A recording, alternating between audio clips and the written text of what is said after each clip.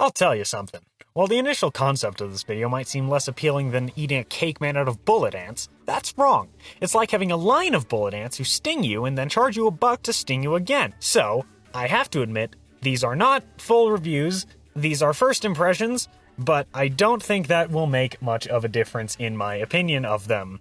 I found out about these games mostly through horrifically large advertising budgets constantly shoving YouTube ads in my face, whether that be through normal ads or sponsorships. So, let's just get the most popular one over with. Raid Shadow Legends. Raid Shadow Legends is a game I'm sure you've heard of if you watched any YouTuber really. Extremely popular and extremely annoying ads claim it's the best RPG game out there, and similar lies, and with a marketing budget that big, it has to be good. Right? Well, no. I had a feeling I wouldn't like this game when I saw the time investment bonus. Like most free-to-play Skinnerbox games, Raid is a turn-based RPG full of microtransactions. I got an ad for a great value package for $30 before I even got into the main town screen, aka twice the cost of an actually good RPG. Anyway, Raid is set in fantasy world so generic I already forgot its name, number 5296. It's being threatened by The Shadow, and you are working for The Arbiter, a goddess whose backstory is that she has a terrible voice actress. Now, you've seen this part in every minute-long ad at the beginning of every video this game is sponsored. Well, for all the people who haven't had the displeasure of playing Raid Shadow Legends, that happens within 30 seconds of the game starting. Yep, you tap the screen to attack a total of 3 times before that lady is eaten and your entire party is wiped out by the dragon. You'd think this cool moment in all the trailers would be after more than a minute of gameplay, but Raid Shadow Legends defies genre tropes in the worst way possible. Maybe it's meta-commentary about the brick wall that these games eventually turn into at the midpoint. I don't know. So, back to the gameplay. I chose the archer lady who was eaten because I'll get back to you on that. And it was here that I saw the town screen, and knew exactly what kind of game this was. Where you level up until you almost have that cool building unlocked, and then hit a brick wall on the difficulty curve, enticing you to the real cash shops. I then got my second hero, an almost carbon copy of my first. Aside, I later found out that you get the same hero first every time. So yeah, game design everybody, you did it. And I went to my first mission with the backstory being, this king was just, like, awesome, man. But then he just became evil and taxed his peasants a bunch. He's just a bad dude, you know? So I did the first mission, which was piss easy, because of course it was, because that's how they get you after all. I then leveled up, because of course I did. Got some cool stuff, and then discovered that the second level was literally the exact same as the first one, except with the same enemies in reverse order. So, either the king built his castle as a single road with 600-foot segments that are completely identical in an attempt to confuse heroes into giving up, or the level designer died at work and no one noticed. Is it really that hard for a game with this budget to design unique levels? At this point, along with getting a third hero that was completely identical to my first two, I knew that this game wasn't worth my time, so I uninstalled it. Listen, viewer, there's better games like this out there. Play those instead. Don't waste your time with this garbage fire. Oh, and if you really care that much about the story, here's a clip from Quentin Reviews. And throughout the rest of this motherfucking game, this is the pattern that happens.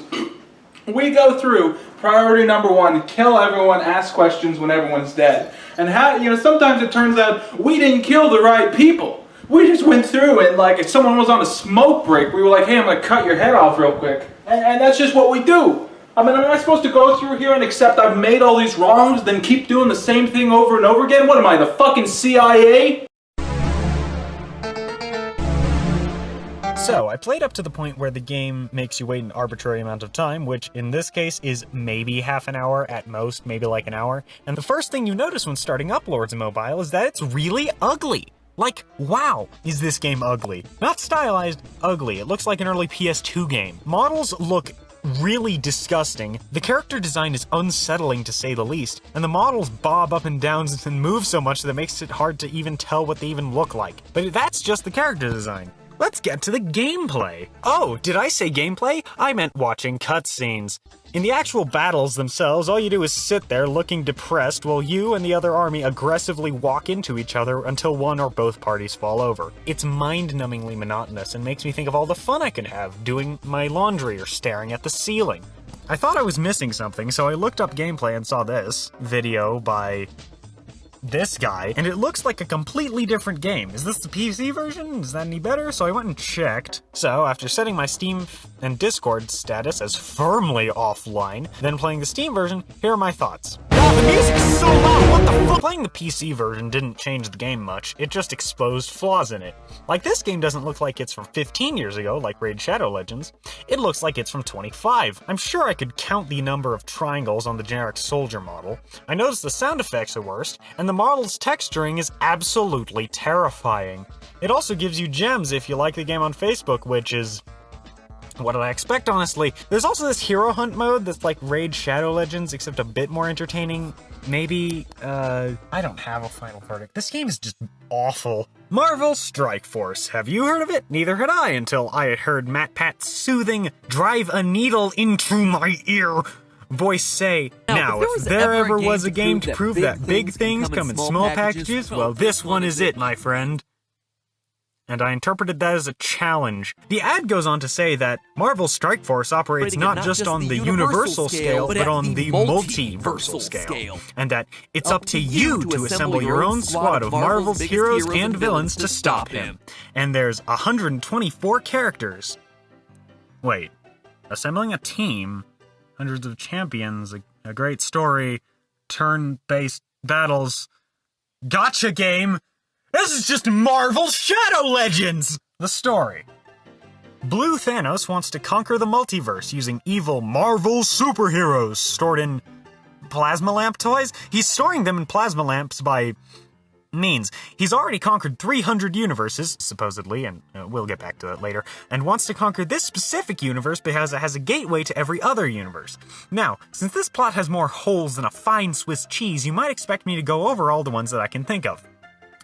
So I will. Why does this universe have gateways to all the other ones? Shouldn't there be multiple multiverse gateway universes? Does he do this long, drawn-out plan about stealing souls for every universe, or just ours? If he has conquered 300 Earths, why not swarm this Earth with the 19 trillion soldiers present on the previous Earths? Even superheroes can't defeat attrition. Why does he consider a universe conquered if he just has one planet in it? One planet which, by Marvel standards, isn't even that important? Does he slowly conquer the entire universe like he does this one?